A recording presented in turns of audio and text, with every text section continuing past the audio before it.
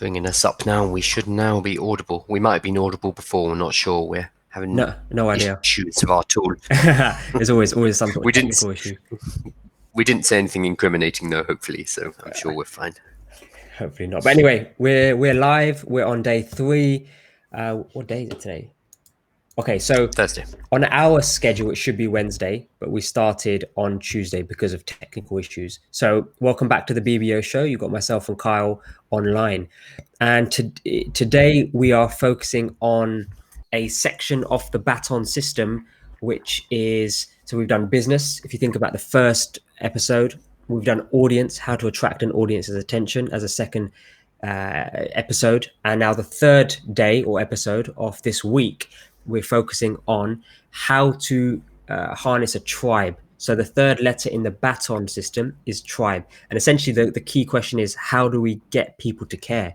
How are they even going to care about us and start to form around our idea, our business, our product? And that's important. And what we're focusing on in terms of product is events, businesses, individuals, mainly individuals like yoga teachers, gym instructors, educators who have to, even coaches and mentors who have to physically meet people online. So even some kind of coaching and mentoring cannot happen remotely. It has to happen physically. So if I had to do a quick recap, number one is the easiest way to transition is just to transition your clientele online, if that's possible. What if it's not possible? So we discussed the idea of using an ultimate resource list in order to start to become the host of the party. And you must check out second episode because we dive into it deeply there. We don't have time now to cover that. So just check out episode number 2 of this particular week. So that's it in a nutshell. Now we are covering how do we get people to care? How do we get people a part of our tribe? How do we get them in our follower base and actually interact with us? That's where we're focusing on today. So Kyle, hi, welcome back to another day. Hey, how are you doing? I'm good. I think it's worth quickly touching on the baton model, which we've been talking about over the last few days. But again, It is baton, and that spells out BATON, which is business, audience, tribe, offer, and network. The first day we talked about business, kind of working out what exactly the value you are producing, what value are you putting out into the world. If you're a yoga teacher, obviously it is your expertise in yoga and being able to help people to learn that skill. We then moved into audience, how you get the world to know what it is you do, how you get your message out there into the wide world. Now today we're moving into tribe, and it's worth talking about what this is, because when we're going out wide to as many people as possible in audience, we can use the internet to get to millions of people. That's not really a problem. However, we're not expecting everybody in that group, in that million or that 10 million group, to actually care about what we do. We also don't need them all to care, which is a good thing. A lot of people, if you use social media, you know that you can just swipe through and there is so much information. There are so many people putting out content that because our time and our attention is limited, we will only spend that time with people that we actually care about. And that's what we are trying to do today. I'll bring up a diagram so that makes sense as well. Yeah, this is great. Offer, there should be more audience. So this is what we are. It's our own system. So at the top of the funnel, imagine we have a funnel like this, and we're filtering down. At the top of the funnel, we have audience. We have 1 million people. Which is what we discussed yesterday. Tribe. Yeah. Then we have a tribe. It might only be 1,000 people. It's a lot smaller, but it doesn't matter because they care a lot more than the wider audience. And that's what we're talking about today. All right, let me bring it up so it makes sense. Okay. So great. That's what it's supposed to look like. So that's what we did on episode 2. Now we're on episode 3, and we're going to talk about this tomorrow. So join us tomorrow, every day at 12 o'clock. Yeah. So a lot of online businesses, they jump straight to the offer. They jump straight to the sale. And so most online businesses do that. It's just an advert saying, this is what we sell, come and buy it now. It doesn't really work online nowadays because people are, they're fed up of being sold to. And that's why instead we grow an audience, we build something of value, put out into the world. We get people to opt into our tribe to actually say, hey, hands up, I care about what it is you're doing and I want to hear more from you. And then and only then are we going to move to offer. That's when we're going to start selling to people. Yeah. So what Carl's saying is when we have our business idea, product, service, most people will skip immediately to offer and they don't worry too much. Sometimes they worry about the audience, but they certainly skipped what we're talking about today, which is the tribe. Massive, massive difference. So I put a big cross there. We don't want you to do this. Instead, we want you to work through this process. And every week we'll be working through this process. Every 3 weeks from memory, we'll be working through this process with a different industry. So we're focused on a certain industry at the moment.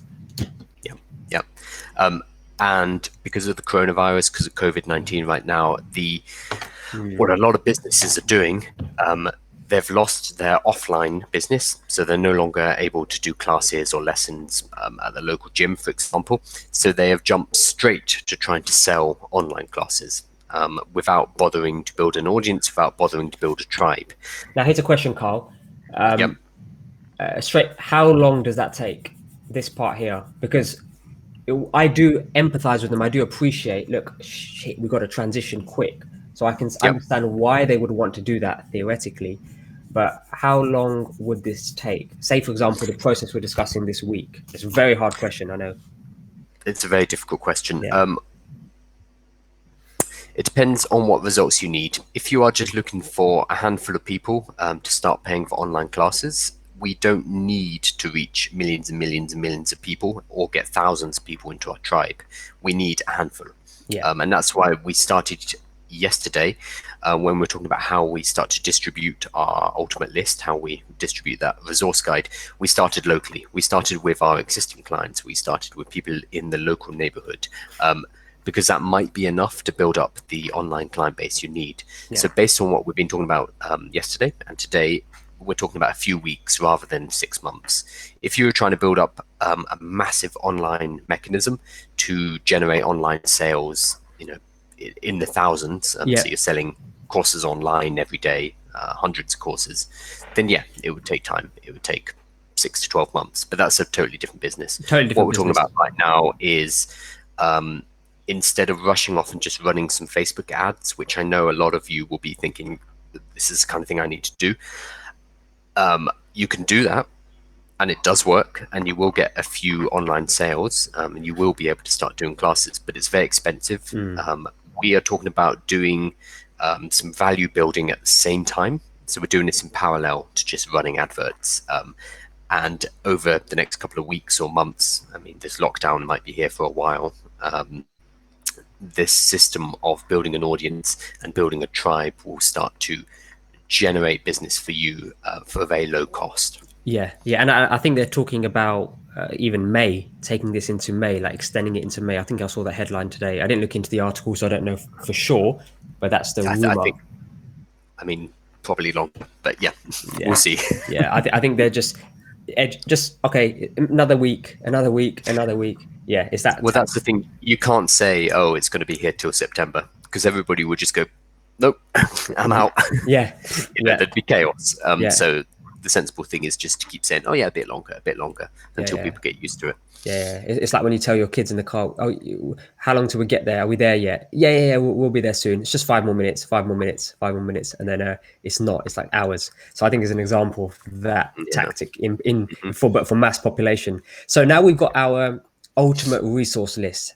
Okay, we've got our ultimate resource list. How do we get people to care about that, and how do we move people from just looking at it and saying this is fantastic into a position where they can actually transact with us, whether it's attention transaction. And what I mean by that is just exchanging, i.e., for example, you're watching this video, you're transacting your attention rather than any sort of money. So that's all that's happening right now.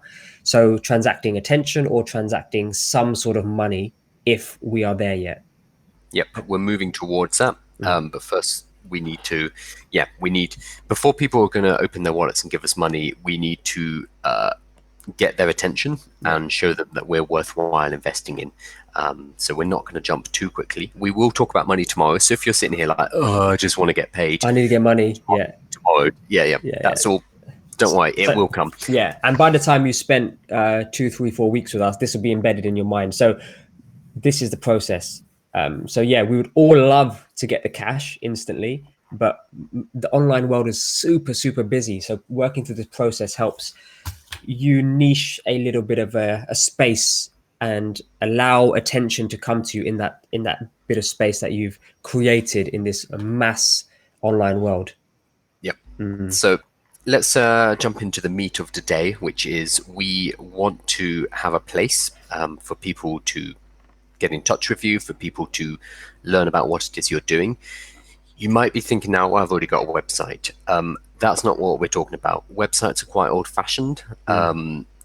They still have a use, but nowadays it's really about social media and groups that we're going to be talking about.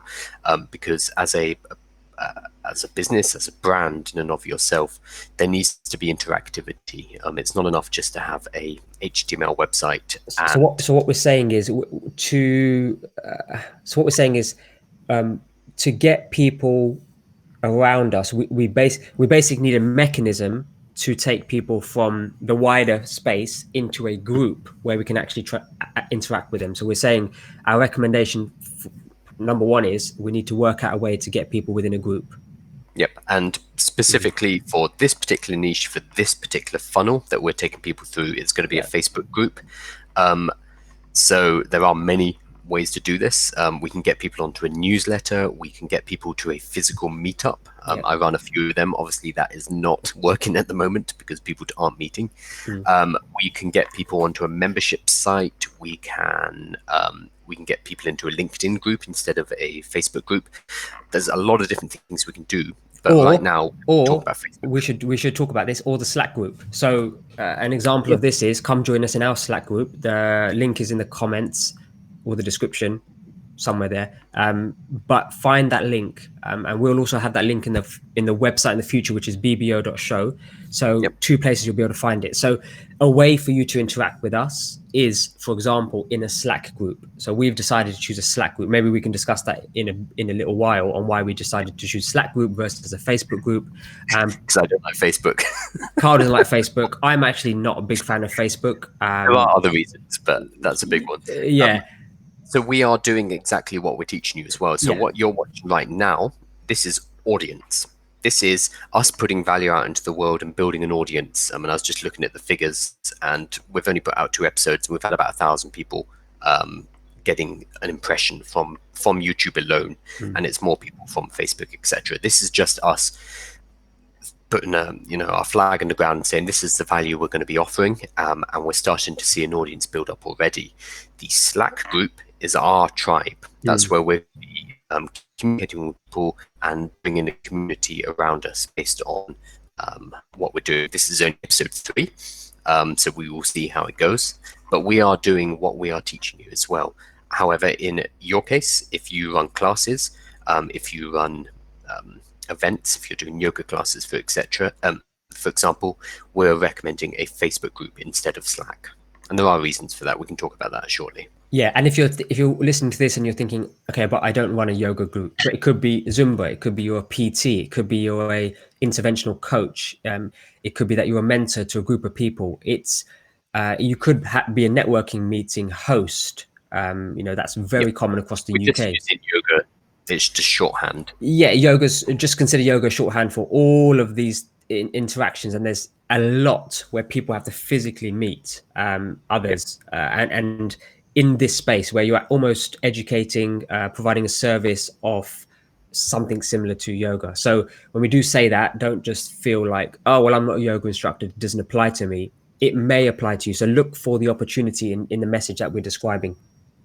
Anytime you're getting people in a room, this is going to be relevant. Okay, so Facebook group. What I do want to show you, coming back to yoga again, but I'm going to pull up an example of a really good Facebook group.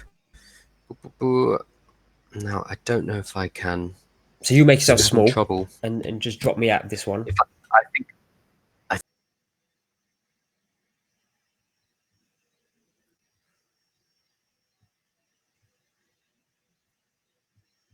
So what I'm going to do is this for now. I'm just going to quickly talk about it. I'm not sure if you are audible, Harms. We're having problems. Yeah, he'll find out shortly. So I just want to show you something called Yoga with Cassandra. Again, this is just a yoga example because it's a nice, easy way for us to talk about it. Doesn't have to be yoga. Yoga for Cassandra, this is a private group, so you do need to apply to enter it. However, it's free.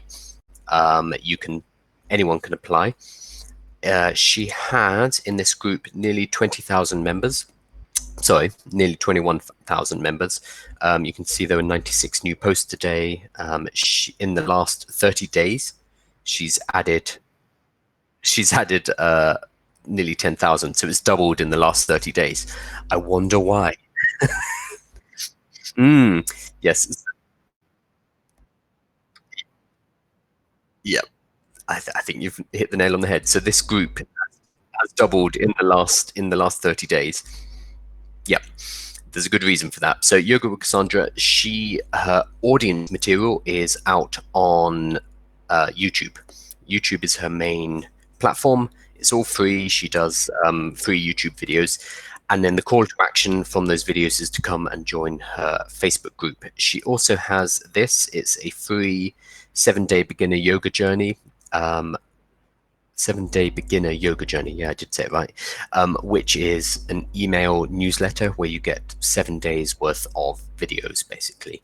But the point of this group is you join up for this 7-day yoga journey and you come into the group to get support with that and beyond in her community. So here we are. This is a place to share your yoga journey and support others, not a place to promote or sell your products. Share photos and videos of yourself in yoga poses, doing Cassandra's videos or anything at all. Ask yoga or health-related questions, reach out for support, and share your accomplishments with the community. So this is it's a fantastic example of what you can do with a group. You are just creating a space for people to gather and to talk about and to discuss and share information around your particular niche. So this is, again, us being the host of the party. There's not much to see here, so I'm just going to bring back Harminder. Okay, awesome. Yeah, you're right, Carl. There's and what that should give you is a big, like, well, hang on a minute. If I had done this beforehand, I would also see some sort of doubling in numbers. I mean, some people are going to win during this time. Some people are not. Some people are going to be in between. Some people are just going to wait. And it all depends on your personal circumstance. But that should be encouragement to us all to put something like this in place, because we never know what kind of luck, it sounds a bit weird, but luck in a certain scenario, whether it's good or bad, may occur to us. So she's seen a doubling in numbers within 30 days. So she's had the group it's been around for 3 years. Wow. It's now nearly 21,000 members, but 9,500 of them arrived in the last 30 days. So that's telling you something. That should be encouragement enough about the opportunity right now. Yeah. It's not luck. It's well, it is, but it's the circumstances can operate in different ways for different people. And because she's online, because she's been putting videos out, been putting value out into the world, and saying, "Hey, I've got a private group where you can come and chat about yoga, and I'll be in there every once in a while." She put herself in a position where suddenly, because of the lockdown, she's doing extremely well as a result of this. Absolutely. So yeah, I agree with this in regards to luck and what part that played in that process. But the fact is, she created that well in advance. So and that could have been intentional or unintentional. But what we can do is look at that lesson, and she won't be the only one there. But we can look at that lesson and say, okay, that is useful in strange times like this, and that's a good example. So that's what we're saying. So what we're saying is create a Facebook group, essentially, for where your tribe can come and interact. But here's a question, Carl: why a group and not a page? Why not? Sure. Why not? Hey, come like my Facebook page. I'm seeing that a lot now, and I'm thinking, hang on a minute, you should be doing it somewhere else. So I was looking at this. So previously we were talking about Yoga with Adrian, who is probably one of the largest, if not the largest Probably yoga the largest, yeah. YouTuber. Yeah. So she has a Facebook page. She does not have a group. Mm. So she's gone down a different route, and this is a really good question: is why should I have a group instead of a page? Because a group is more, it's actually harder to get into. Anyone can go and like a Facebook page. Anyone can access the content on a Facebook page. So why would I make it harder for the people who want to access me and access my content? Why would I make them have to join a group? And it's a valid question. The main reason is that because of the way the Facebook algorithm works, if I post content to a Facebook page, maybe what's the number? I always It, forget the it, it, number. it's like, I think it's between 10 to 16, 17%. That's a sort of figure I've seen recently. Will see that content. So Mm. let's say I have 10,000 people who follow one of my Facebook pages. Maybe 1,000 of them, maybe 1,600 of them are going to see when I post a new video. That's it. The rest of them will not see it because Facebook is such a busy place. There's just so much information all the time that Facebook will not show everything I post to everybody who follows me. They used to, and a lot of people still think they do. A lot of business owners think if every time I post something on my Facebook page, Mm. obviously all my fans are going to see it. Uh-uh. Doesn't happen. No, Mm-mm. not at all. Not anymore, anyway. No, no, no. Used to years ago. A Facebook group though is different. There's much higher visibility because if somebody who's joined a Facebook group has raised their hand to Facebook and they've said, "Look, I'm really interested in what this person has to say. I'm interested enough to actually opt into the group that they have set up." As a result of this, when you do post something into a group, far more people will see it. It's much higher than 10%. I don't know the figures on it, but I know it's we I mean we can work it out from our groups. It's a very high percentage will see what it is you are posting, especially with live video, which is Yeah, something we're going to talk about. especially with live video. And there's some really cool features within a Facebook group in terms of all of your posts. As an example, you can select an option to have it feature as an announcement, which means it's the first thing somebody sees every time they come into that group. And then once they've seen it, they'll see another announcement. Once they've seen that, they'll see another announcement. Just going off on another tangent, or the first tangent of this episode, there is an opportunity. No doubt, Facebook have explored it, where they will either pay the group hosts a spot for being able to advertise certain things within that group, because advertising within a group is not a massive thing at the moment, because if you're scrolling down a group feed, you don't actually see adverts feature within the group. So there's a potential there for either the host to create ad, or to experience a percentage of the ad revenue that Facebook makes, or they may be using groups in a way to get hyper like hyper targeted adverts, because they know certain groups will be interested in certain advertisements.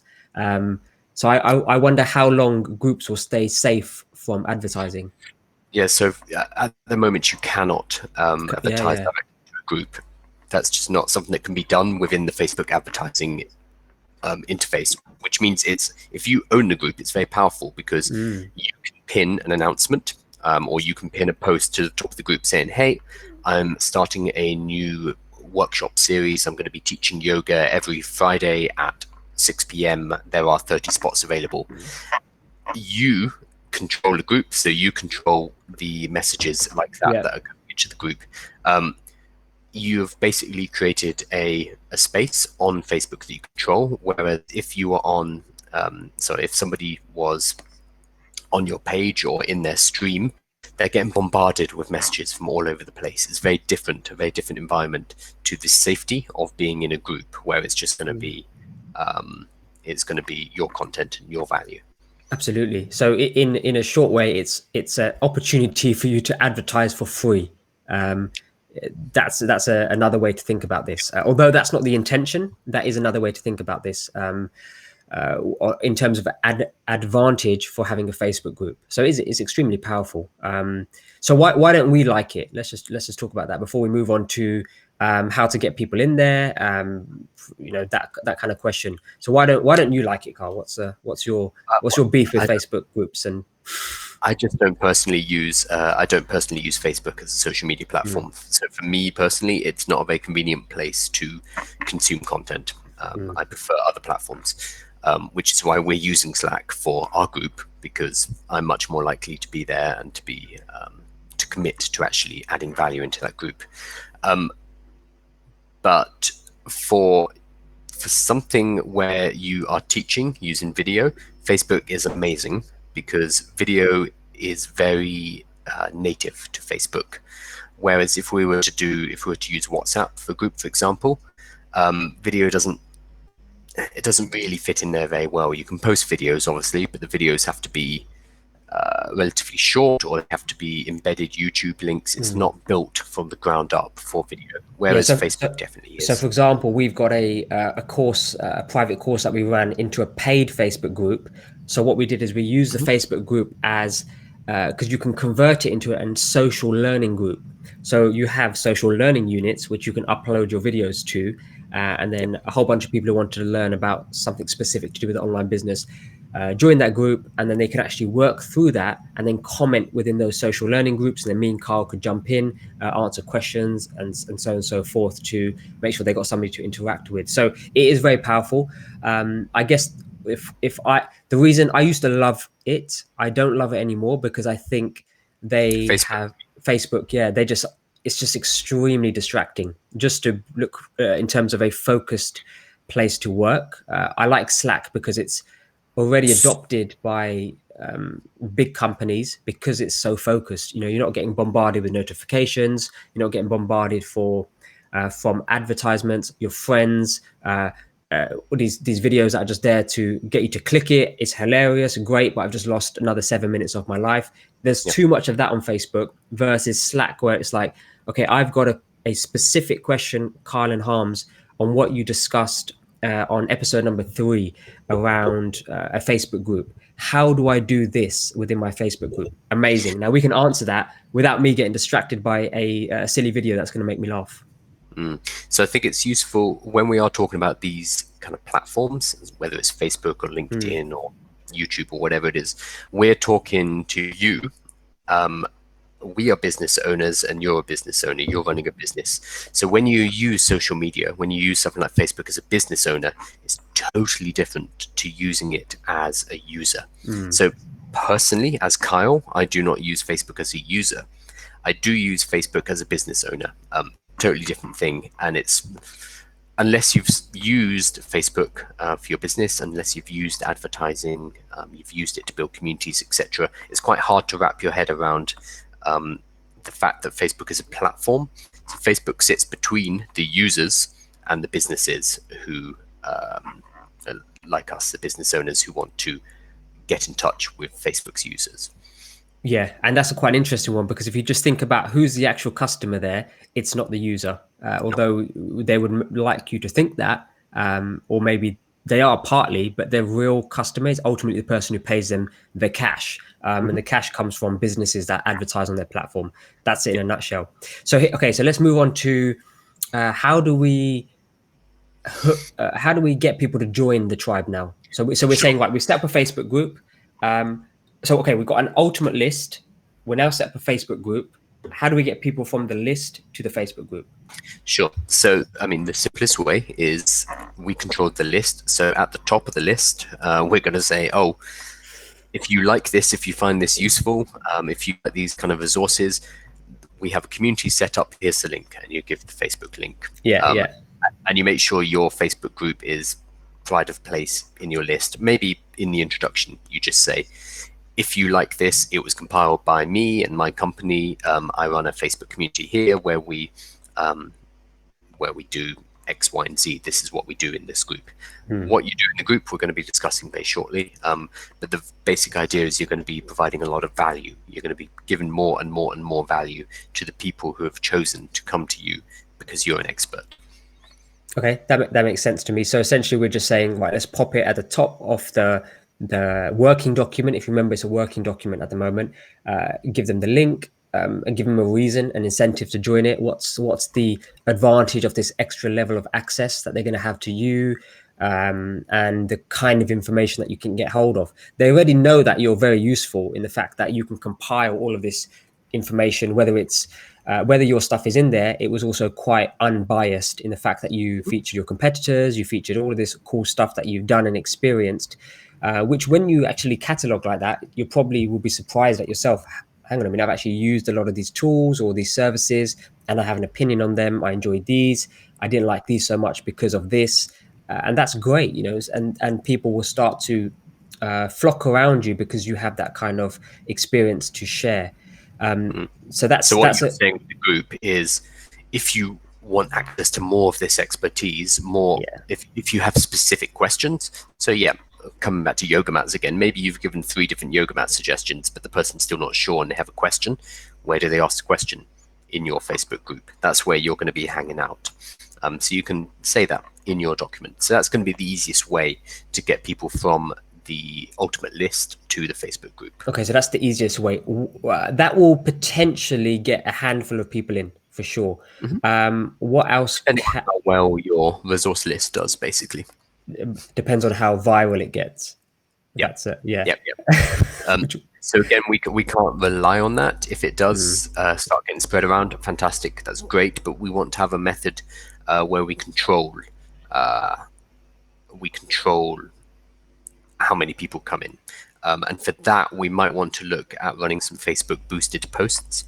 Okay, so this is the second way. Okay, so we've discussed number one is just tell people that, you know, and they will see it when they get it on their WhatsApp, Nextdoor, and all these other cool places we told you about, your competitors, etc.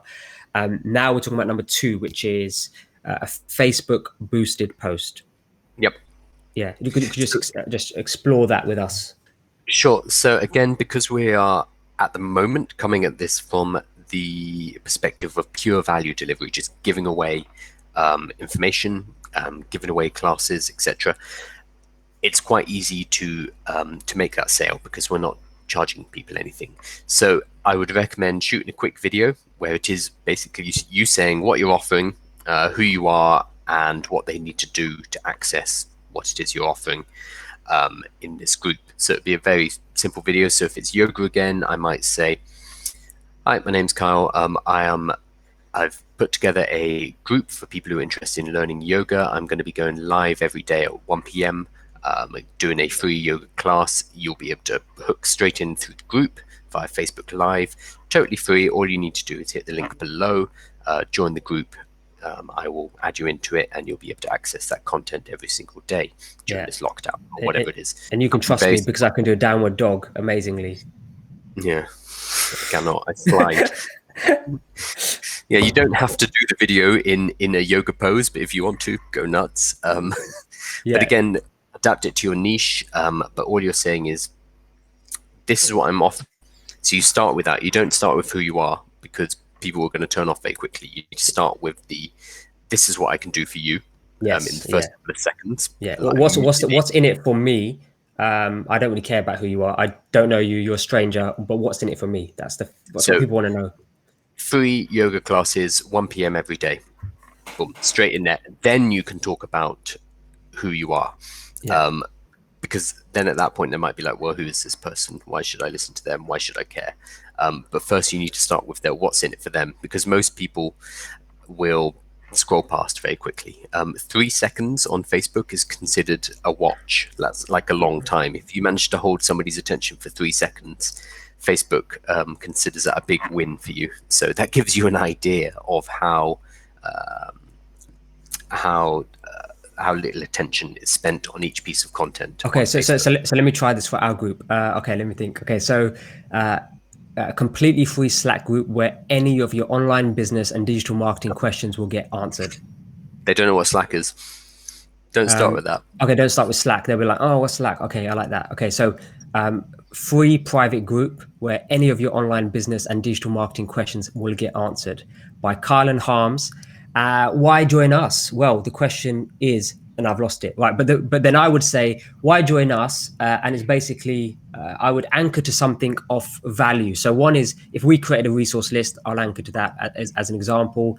Something we've done recently is we launched a course on Udemy, just to validate that the stuff that we teach is wanted. And I think we've got 12,000 students, over 200 reviews, and we've got about a 4.2 to 4.4 star rating out of all of those reviews. So that's pretty good. That's strong. Yeah. So if you haven't joined, exactly, they know I'm pitching. They know this. I did it subtly, but they know I'm pitching. So join the Slack group. You'll really love it. We've got a lot to share. So that's me doing.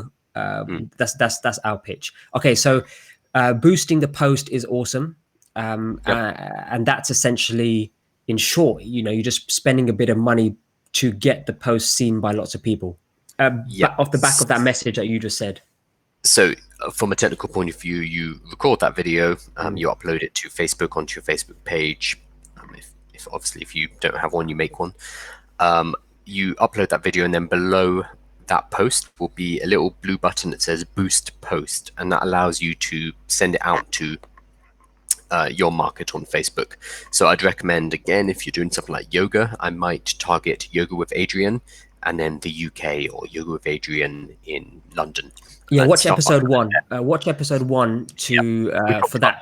Yeah, we talk about audience and data and how to find that, the size, the kind of things you would type in. So check out episode 1 of this particular week, and you'll have that question answered there.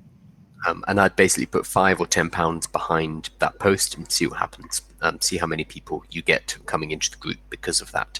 I don't want to go into detail massively on Facebook advertising today. I'm sure we'll cover that in the future. I'm sure we will. So, also, it's going to be extremely specific to your niche. So this is the kind of thing you can ask us in your Slack group if you want some kind of help. Now that's a pitch. Yeah, well, that's a better one than I dropped. Okay, I'm interested. This is the kind of thing, because Facebook advertising or any online advertising is very difficult. Like, should you go global? Should you keep it local? What kind of interest targeting should you do? Should you be using video? Should you be using images, etc.?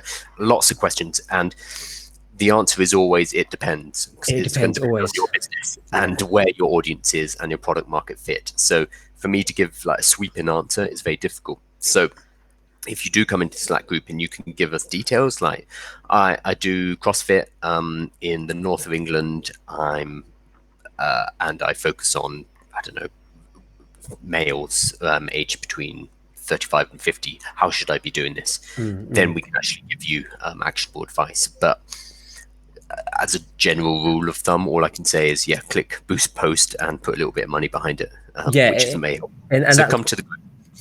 So come to the group. But that is actually spot on, because one of the most common questions we get is, okay, so should I advertise? The answer is always yes. Like, of course you should. If you've got a marketing budget to advertise, of course you should. That's a core part of business. How you should do it is very different. How you should do it is so specific to you. There's so many factors to consider there. Everything. And it might not be on Facebook. I'm using Facebook.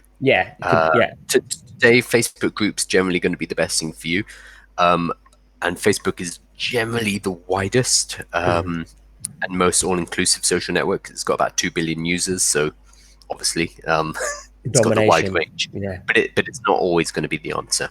In this case, in classes, in health and fitness in particular, it will be. But again, come and ask specifically about your business, because it might not be. Yeah, it could be a different advertising platform, but we can discuss that in the group. Okay, so what should we? Okay, so method for getting people in. That's essentially the 2 ways. Number 1 is free. Number 2 is paid. That's how we're categorizing this.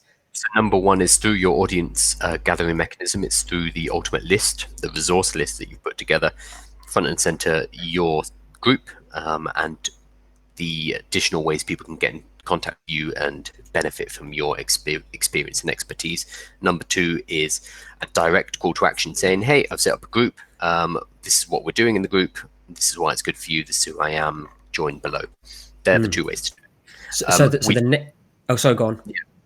We do need to talk about what we're doing in the group. That's the question. So the next question is, okay, I've got people in the group. Whether it's one person, well done. Look, it's not about the numbers to start with. If this is the first time you're doing it, then it doesn't matter. There could be one person, 5 people, 10 people. It could be 10,000 people, as we've seen that some groups experience as well. It all depends. But the point is now just to get your first person in there, first 5 people, first 10 people. But when they are in there, what do you do? What do we do? Sure. On that issue of like, how do I get my first people in there? You already do lessons. You already do classes. So yeah, talk to your clients, talk to your existing customers. That helps you get over that slightly odd phase when there's only 5 people in your group, including like your mum. So if you can bring in your existing students and say, hey, I'm going to be delivering content in here, I'm going to be delivering value in here. If you want to keep in touch during this time, this is the place to be.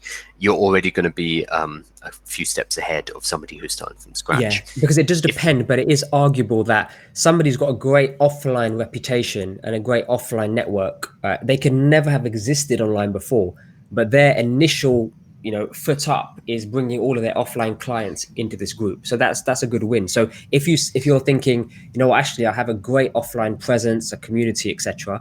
Now it's a case of just educating them and transitioning them online. That's the key. So well done there. I mean, that's extremely hard to do. That's a bigger win than just starting completely online. It gives you a better footing. You have a trust with those people already. Most of them are probably using Facebook or something similar. Which is one of the other reasons why we have suggested Facebook for today, because there is always going to be an additional friction if you say to them, oh yeah, you just need to go and download this app and then join here, etc. If you can say, oh, it's a Facebook group, most people or most of your customers and clients will already have Facebook, so it's just a bit easier. We're making it easier for them to get into the group. Yeah, absolutely. So when they are in the group, I guess the big category is like, look, let's deliver them some fantastic content. That's the first thing to consider. Let's deliver them some fantastic content. But what does that mean? Sure. So this is a big question that I've been going over in my head. I think it means delivering free lessons. Okay. But this is something we can discuss, and this is going to depend on the people who are doing this, obviously. I think that is the best way to give away real value, as long as we have the steps in place to make an offer, the next offer. And that's what we're going to be talking about tomorrow. But I think that's just such a massive hook. If you can say, okay, once a day or once every 2 days or once, however often you can, I'm going to come onto Facebook Live and I'm going to stream a free lesson for the people in my group. I just think that's such a powerful hook and a way to get people in. The question a lot of people are thinking right now is like, well, no, my plan was to charge for make money. Yeah. So if I give away stuff for free, how am I going to do that? That's what we're going to be addressing in particular tomorrow, when we're talking about offer, when we're talking about revenue. What I'm talking about now is providing the most basic live experience you can. So let's say you normally do hour-long yoga sessions. What if you did a 25-minute live session every couple of days? So you're giving away a stripped-down version, which is still complete. It's still a good yoga workout, but it's more aimed at beginners. You're not necessarily given the same amount of feedback you would in a paid lesson. It's going to be less structured than if you were taking people through 30 days of yoga, for example, which is something you could sell as a product. Yeah. So you're providing value without necessarily devaluing your paid products. In fact, you're using these free lessons to show people you know what you're doing, that you have expertise, that you are worth them investing their time and money in moving forward. And if we look at the current situation, it also shows that you're standing strong, you're standing tall, you're providing a service even at a cost of being free, a certain level of service, and it's free to your community whilst this is all going on. The appreciation that will bring from your tribe towards you as the value adder or the content producer during this time, they're going to love you for it. I mean, it's just human nature. It's like, hang on a minute, the world is there's a storm around us. The world is going insane or crazy, or we're all in lockdown. But yet this person has carved out time in their day to serve their community within this Facebook group and provide yoga, a gym session, could be coaching, could be group coaching, mentoring. It could be education around a specific topic that you would typically teach live. It could be a maths lesson. Like let's try broaden the examples. Now they're going to love you for that. So think about reputation during this time as well, and how you can reinforce that with your offline audience and a newer online audience as well. Would you agree with that, Kyle? Yep. The other thing is, what else are you doing? You're stuck at home. I don't want to be mean about this, but it's a lot of people are stuck at home. Yeah. And if you are balking at the idea of giving away an hour's worth of free, content, like we have a lot of extra time at the moment. Depending, especially if you had booked in classes previously and now you don't, for you to set up a camera and deliver this kind of free content for an hour is a relatively small ask on your side. I think that stuff you've just said is absolutely on the money, is about you being like a lighthouse in the storm. You are there, you're standing strong, you're providing this kind of service to the community. You can, that's from a moral point of view, that's a great thing to do. You can even think of this in a more cynical way, which is if you were to start to actively offer these kind of services to like NHS workers who need stress relief, etc. That's the kind of thing that would get picked up by newspapers, would get picked up by bloggers, would get spread around a lot more. So by helping other people, you are creating something that's newsworthy, something that people want to support. So I think, cynical is the wrong word for it. It's I think by helping people in this time where people do need help, there's going to be a lot of appreciation, and that's going to help you grow and help more people and build your business off the back of it. Yeah, absolutely. And that's okay. You've just decided to choose as a business owner a different path. So there are going to be a handful of people who say, well, they are going to maybe be cynical. We're not interested in them. We're interested in the people who we can serve during this time. That's essentially it. The next thing that I'm thinking on my mind is something that we commonly get is, okay, I don't have any video camera. I haven't got a hard drive. I heard about this editing tool, but oh my God, it costs like £400. I don't have iMovie, all this sort of stuff. There's so many things that people throw at us, and I haven't got a lighting, all this kind of things which we very quickly demystify for them. But what's a good starting point? So we're assuming that they're going to provide this value.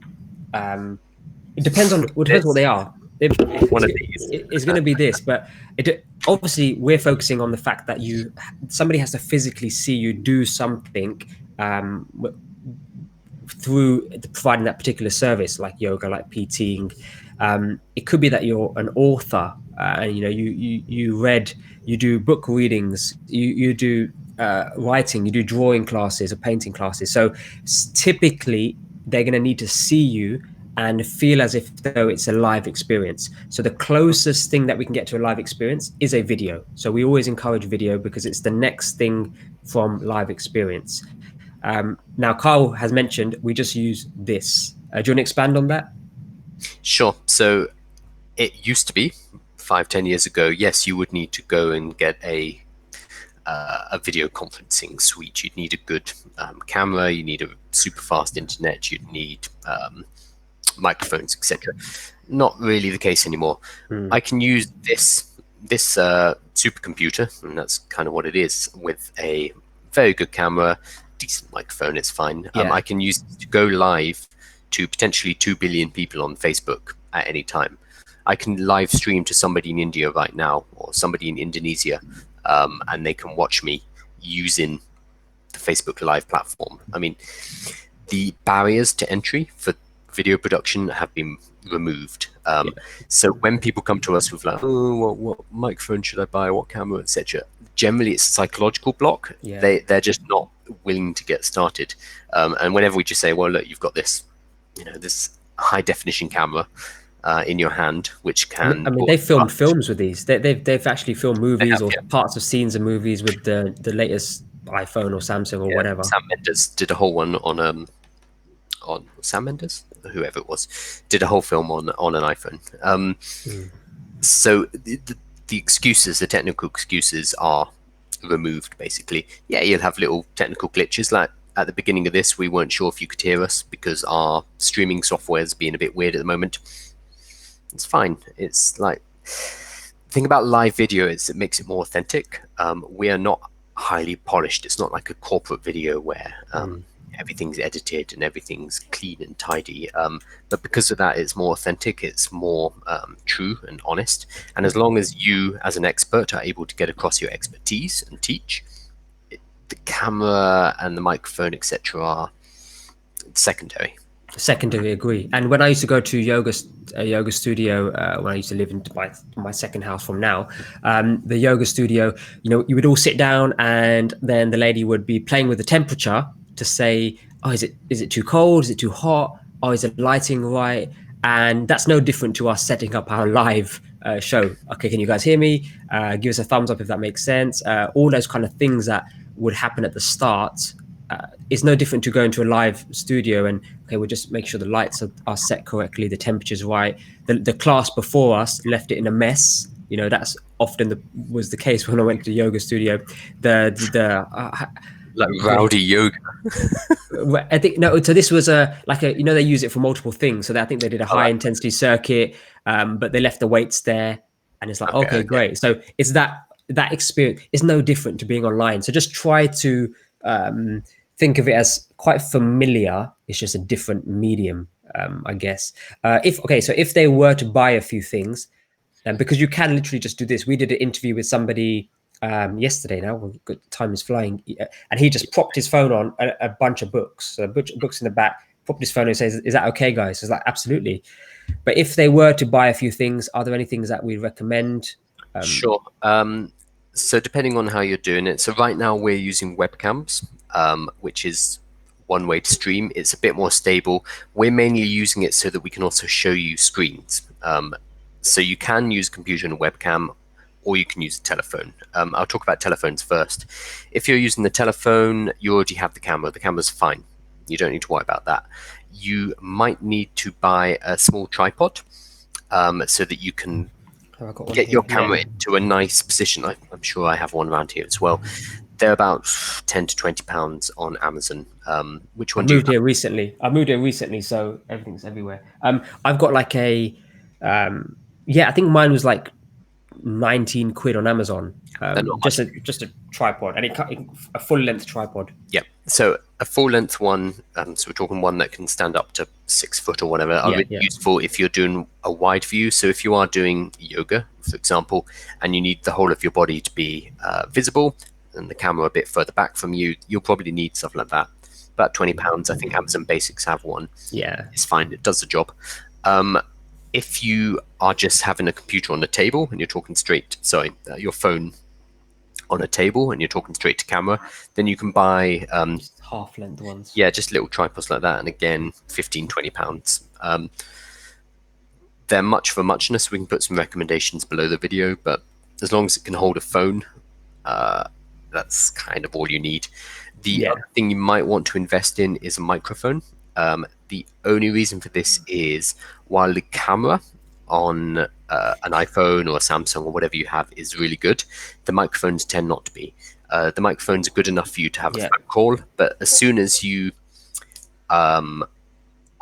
if you're back away from your phone because you have a tripod set up and you're doing yoga 6 foot away, 10 foot away, the microphone is going to pick up all the noise in the room. Environmental sound, and it's just not targeted enough. So you can buy they're called shotgun mics. You can buy a really small one from Shure. That's Shure, which I think is they keep releasing new ones, but I think it's about £70 or so. Yeah, so that one's quite expensive. So in terms of microphones, you've got a shotgun mic which attaches. I've had issues with my Shure, but they keep releasing new models. So I've got one of the newer ones. So Shure's it works. It has a good job. It's got a nice app which can focus the sound in. Also, you Do you know can what the get problem with the Shores were?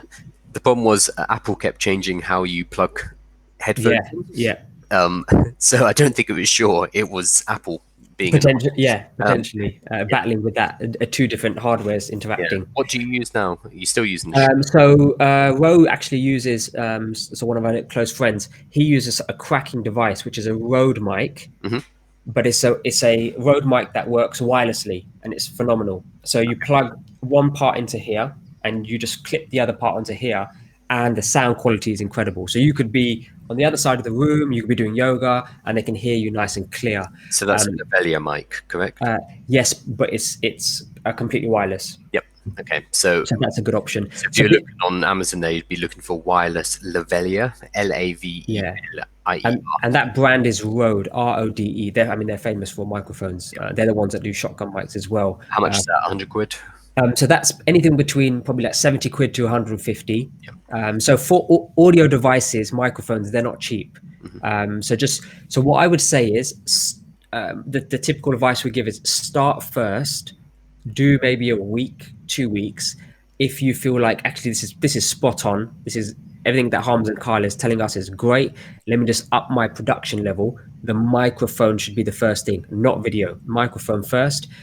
I use something like this. It sits on my desk, but I got it like 50% discount, some sort of closing down sale. So that's if you're at your desk, that's quite handy. Good for podcasts and things like that. But apart from that, audio first. It's important because the video can be blurry, but if the sound is not right, it's something about it that just doesn't appeal to an audience. So this said, as Harminder says, don't feel that you need to go and buy all this stuff right now before you start. Just start and upgrade later if you really need to. Yeah.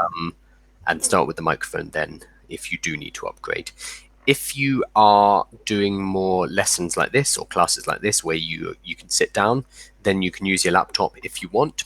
Again, you can use your phone or your laptop. It doesn't really matter. If you are using a laptop, we both have a different webcam. We're not using our Macintosh's webcam. It is the Logitech C. What's it called? All right, let me see. All right, let me see if I can show them what this looks like. C920. Let me see if I can show them. Is what I'm using. And this is also a Logitech. This is a Logitech HD. So there we go. Harminder has just changed to his Mac camera instead of the webcam. So I use... Yeah, that's a C920. It's all wired up. So I use this. That's 80 quid, I think. 80 quid. I got it in the discount sales. Any kind of tech, just please just look for a sale. They really do discount this stuff. I think I ended up getting it for like 35 quid or something, but it is worth like 70, 80 pounds. So that's really good. And the headset I'm wearing is also Logitech. This is a Logitech H340. I think it's about 20 quid. It's, again, you don't need to spend hundreds on these, and your existing stuff is probably fine to start with. This has turned into like a tech review. I don't want to show tech thing too much. It's just these are always the questions we get. Like, oh yeah, I want to do. I give it 4 stars.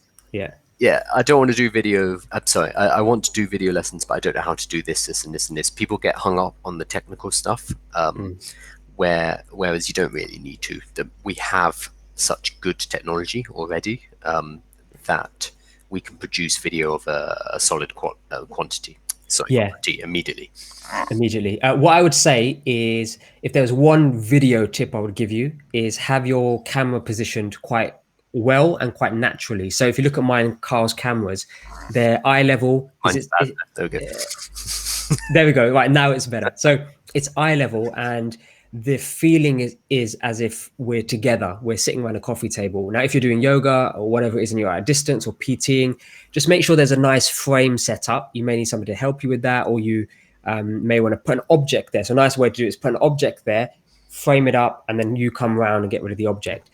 Don't do this, please. This is a classic, like, and it's like, hey.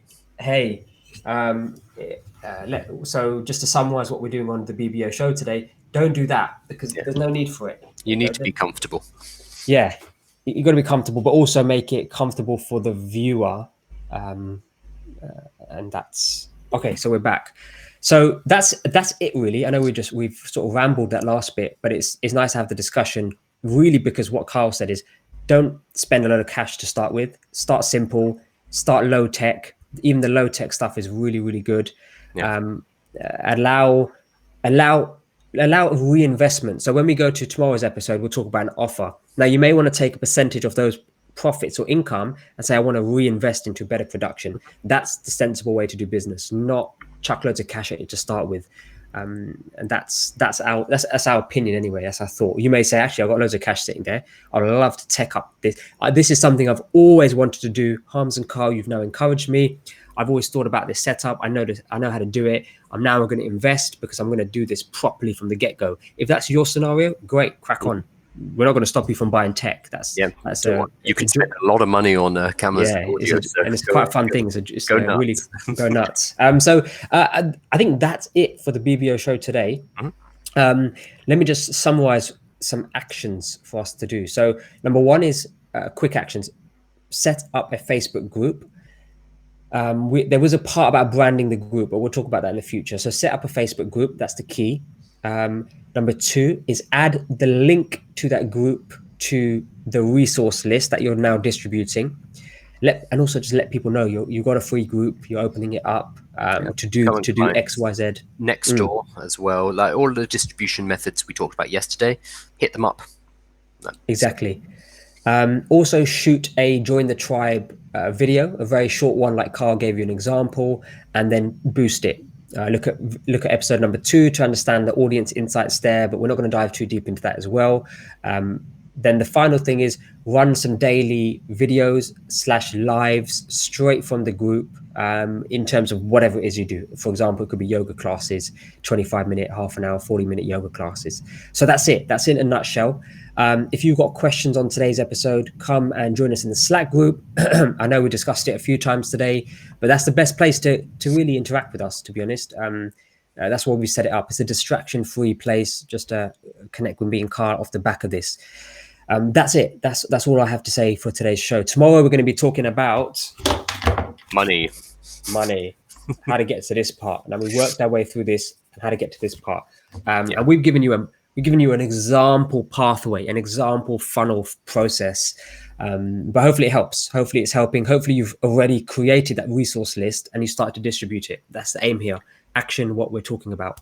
Yeah, none of these things should take that long. So we're giving you a pathway through. There are so many ways you could do this, so many ways you could launch an online business.